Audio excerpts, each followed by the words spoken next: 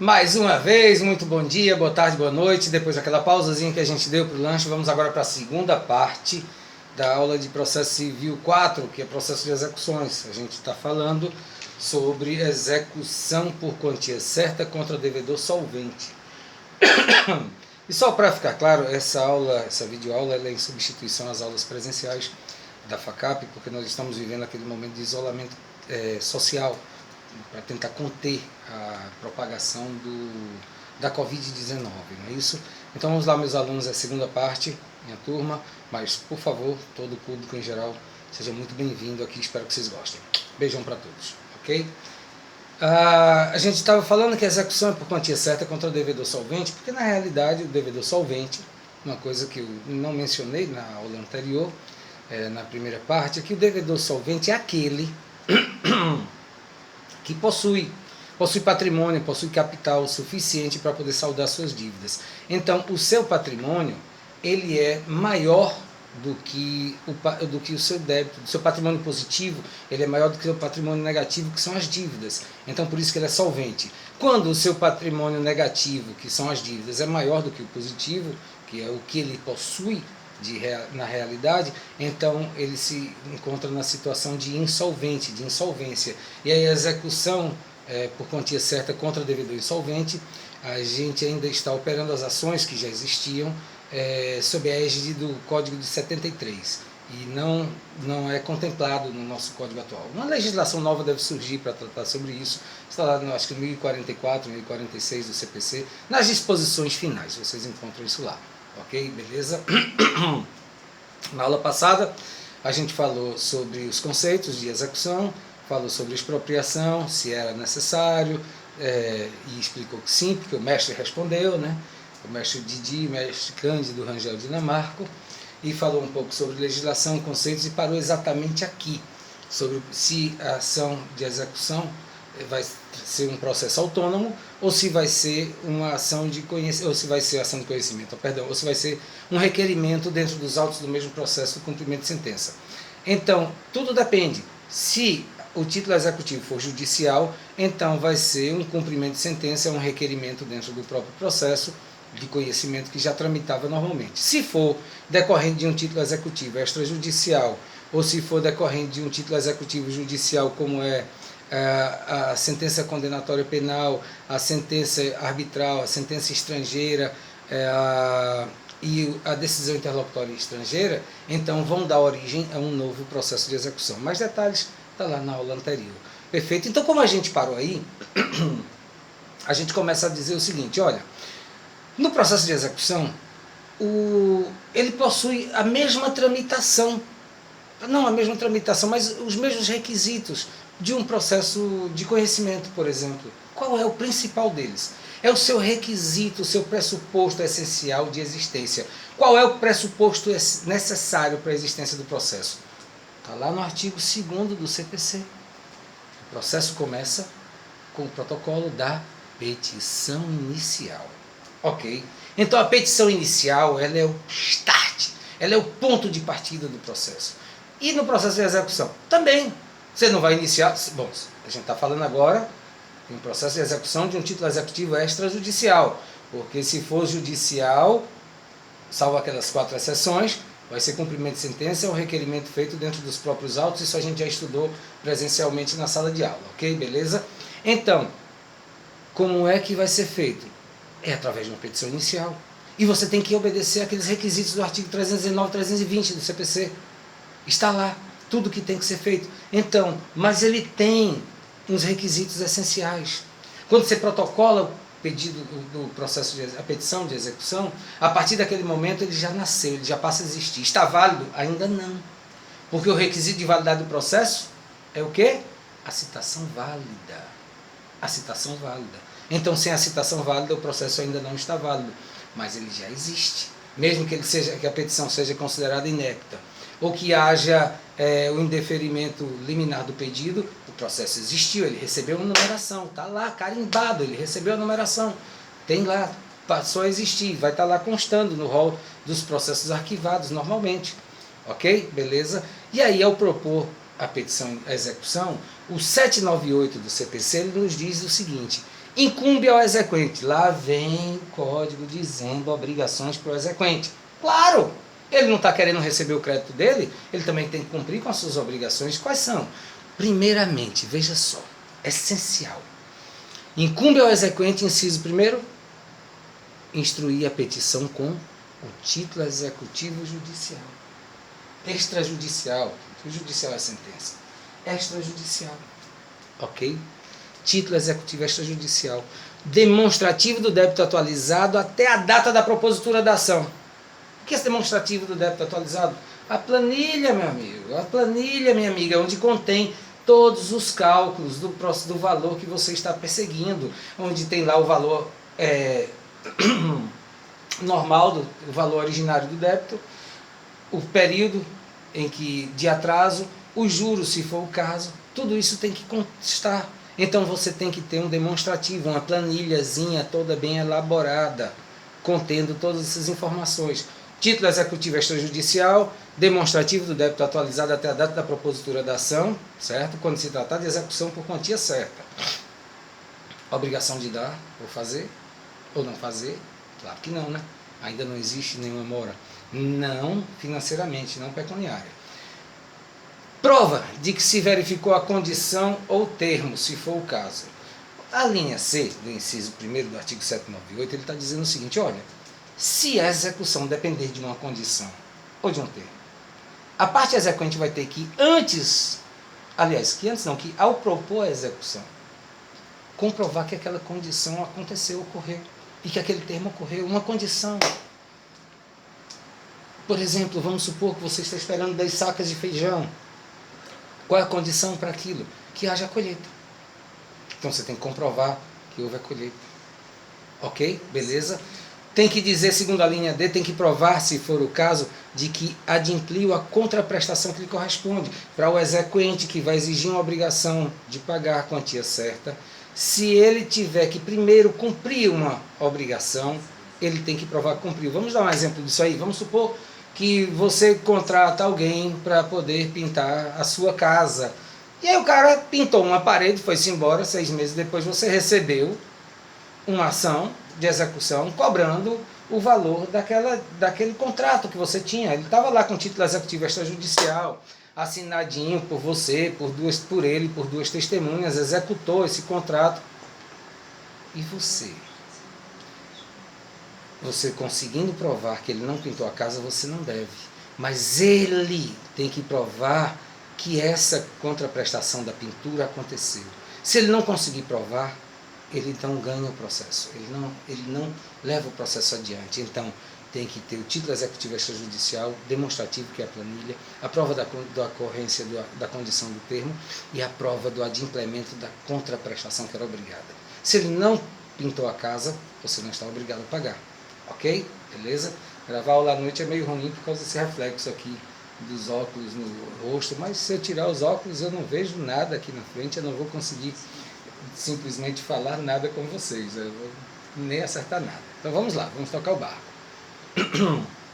Vamos continuar. O que mais? Indicar, olha só, inciso 2º, indicar a espécie de execução de sua preferência quando, por mais de uma, ela puder ser realizada. Tem situações em que você pode requerer uma ou outra coisa. Vamos supor, você pode ter um contrato que nele esteja prevista uma obrigação de dar ou uma obrigação de pagar, uma das duas, e você vai escolher o que você quer. Vamos supor que você comprou 10 sacas de feijão, mas aquele contrato diz, olha, ao final, se você não entregar as 10 sacas de feijão, você tem a obrigação de me pagar, não sei, R$1.000, eu não sei quanto custa uma saca de feijão. Então, você tem 2 modalidades. Você pode, no momento em que você provar que a condição da safra aconteceu, você pode exigir aquelas sacas de feijão. Se não, se for o contrário, já perdeu o interesse por alguma razão, deixou de ser útil para você, você pode requerer o pagamento em espécie. Então, vai ser uma obrigação de execução de pagar. Ao passo que a de requerer as sacas de feijão seria uma obrigação de entregar, de dar coisa certa, ok? Os nomes completos, aí aqui a gente entra 319 do CPC, os nomes completos do exequente, do executado, seus números de inscrição no CPF, CNPJ, se for o caso. Os bens suscetíveis de penhora, ora, O legislador ele é muito bondoso com a gente, não é? Coloca que o exequente é quem tem a obrigação inicial de indicar quais são os bens passíveis de penhora do executado. Mas nem sempre o exequente tem conhecimento do que é o patrimônio, de qual é o patrimônio do executado. Então, é meio difícil. Mas a gente tem um rol gradativo no próprio CPC, que diz a ordem de gradação. Então, se você está querendo uma obrigação de pagar, a primeira coisa que você vai pedir para penhorar é o quê? Dinheiro. Óbvio. Aí depois vem os bens imóveis, móveis, não sei o quê, vem todo um rol lá de itens que você pode requerer, sem contar aqueles outros que podem surgir nas execuções atípicas, que são outro assunto bem mais complexo. Então você tem que indicar, enquanto exequente, quais são os bens passíveis de penhora. E aí, veja só, o parágrafo único do 798, ele diz o seguinte: mais exigência para o exequente.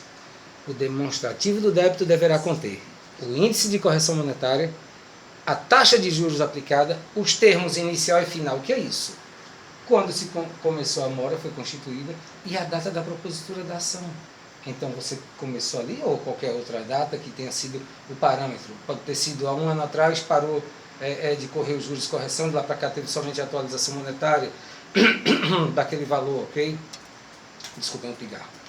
Perfeito, estamos entendidos nesse sentido. Então, a data de início e de fim dos cálculos que você realizou. O que mais? A periodicidade de capitalização de juros, se for o caso, o próprio código já diz. Especificação de um desconto obrigatório. Tranquilo? Beleza? Mas, essas peças são realmente obrigatórias? Outro mestre responde. Pipi, ou Dodó, Dodó, para os íntimos, né? Eupídio, Donizete, mais um que eu não conheço. Quanto aos documentos indispensáveis à propositura da demanda, e a gente está falando de uma execução de título executivo extrajudicial, o título executivo extrajudicial representa a via de acesso à execução, materializando o princípio nulo exercício sine título. Artigo 798, inciso 1, a linha A. Vamos olhar lá de novo, só para a gente lembrar. Ao propor a execução, incumbe ao exequente instruir a petição inicial com o título executivo extrajudicial. E o mestre é sábio, tranquilo?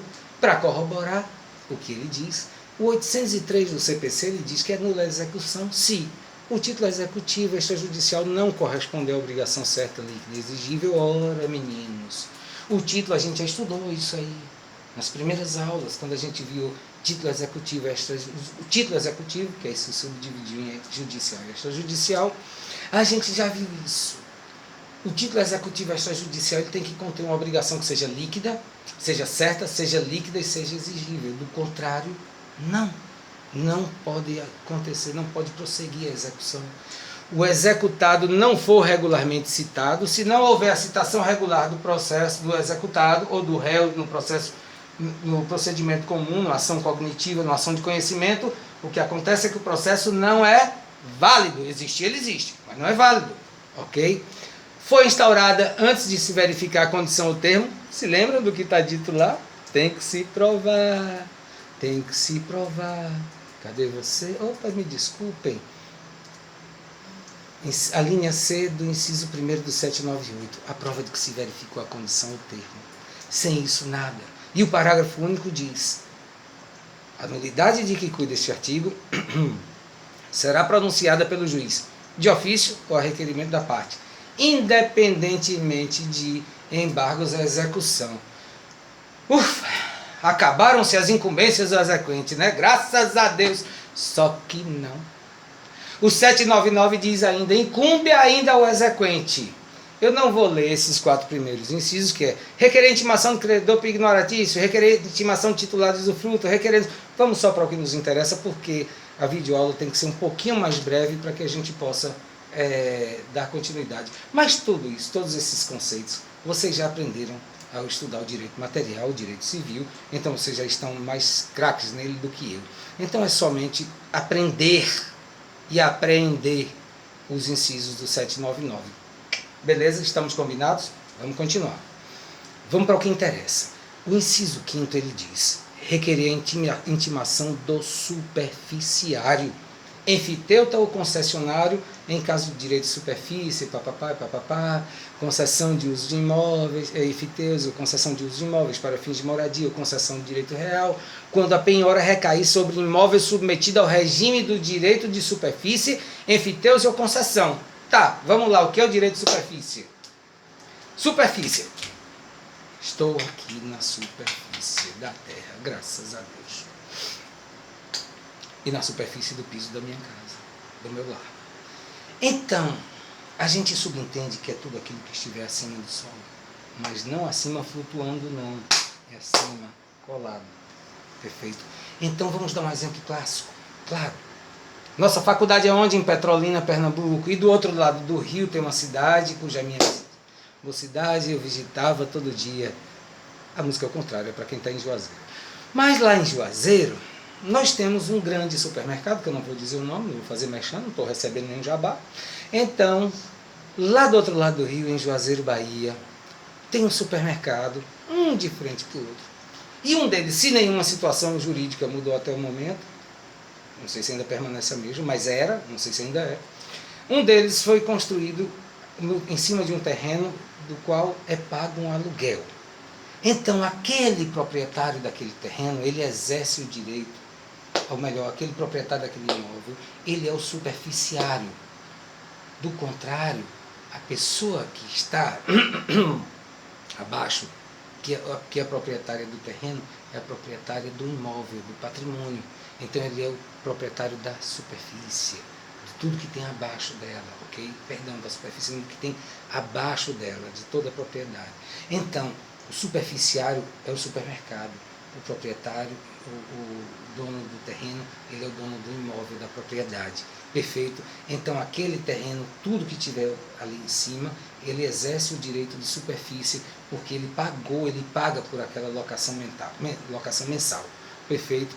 Ainda diz o inciso 6º, requerer a intimação do proprietário do terreno em regime de superfície, enfiteus ou concessão, se a ação versar sobre os direitos do superficiário. Então, se você tivesse, no primeiro caso do inciso 5º, processando o proprietário do terreno, o superficiário tem que ser intimado. Se você estiver processando o superficiário, você tem que requerer a intimação do proprietário do terreno. Ficamos entendidos assim? Beleza? Ok? E requerer a intimação, claro, do sócio de sociedade, no caso de penhora de cota social, isso é só letra de lei, a gente dá uma estudada, certo? Ao pleitear, vamos para o que realmente nos interessa, ao pleitear, se for o caso, medidas urgentes. O que seriam essas medidas urgentes? Medidas de constrição de bens. Por exemplo, você descobre que a parte está lá dilapidando todo o patrimônio, está diante de uma ação de execução, vai estar respondendo a uma ação de execução, e você pode pedir medidas que impeçam aquele patrimônio de ser alienado, como, por exemplo, oficiar, cartório de registro de imóveis, para poder não haver a penhora, ou realizar a penhora do próprio bem. Não haver penhora? Não haver alienação. Realizar a penhora do próprio bem, por exemplo, porque em se tratando desse artigo, nós temos ainda o seguinte: inciso 9, proceder à averbação premonitória em registro público do ato da propositura da execução e dos atos de constituição realizados para conhecimento de terceiros. Vamos fazer o seguinte, vamos dar um pequeno intervalo, já são 18 minutos de aula, para que ela não fique muito longa, para eu poder postar melhor. Tranquilo? Já já a gente retorna para mais um bate-papo.